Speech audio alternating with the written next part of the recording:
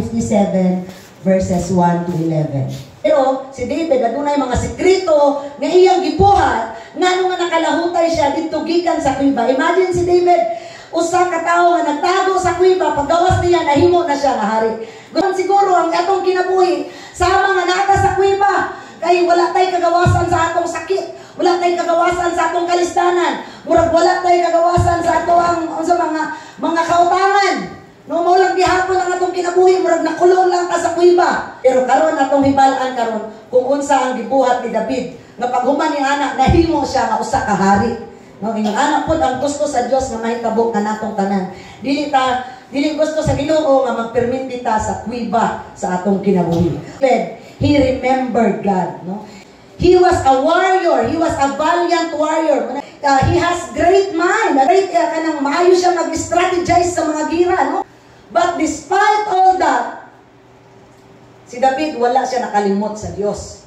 No? Wala niya gitanaw kung unsa ang iya kaya, kundi nakahinumdum siya that apart from God, wala gid siya mabuhat. David remembers his place.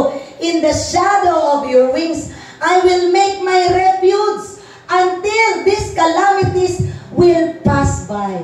Ibig sabihin, kabalo siya sa iyang lugar nga dili siya permiti dito nga ang iyang kalistanan temporary lang. Mulabay lang gihapon. Kahinumdum ka sa atong place kung naglisod ta karon, pangayoon nato sa Ginoo, Ginoo, dili pwede nga diri lang ko permi.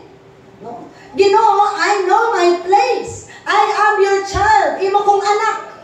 Busa akong pangayoon sa imo nga kaning kalistanan nako pahawaan na, palapya na.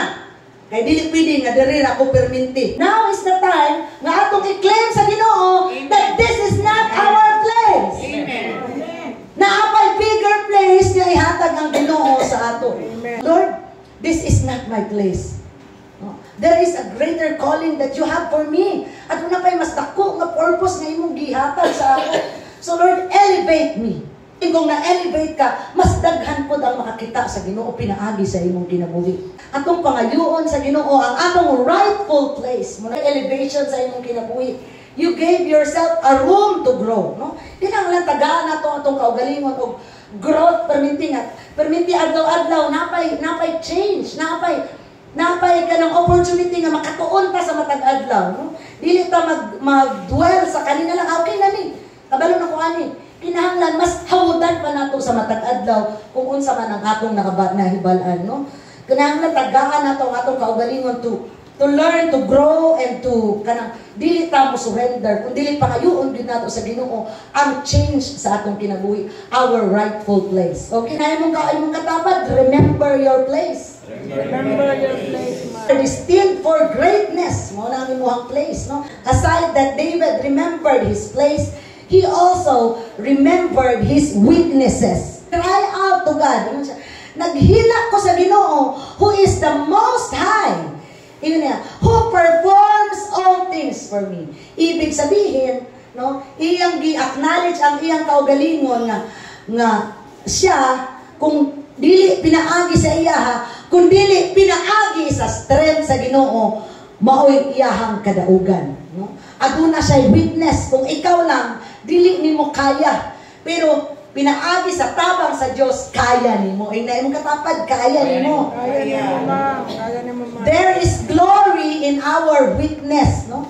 Let us allow the Lord to strengthen us. Okay? And number 4, lastly, ikalas na, una ni ang gibuhat ni David nga nakaangkon siya og kagawasan, kadaugan, gikan dito sa langop nga iyang gitaguan. He remembered God.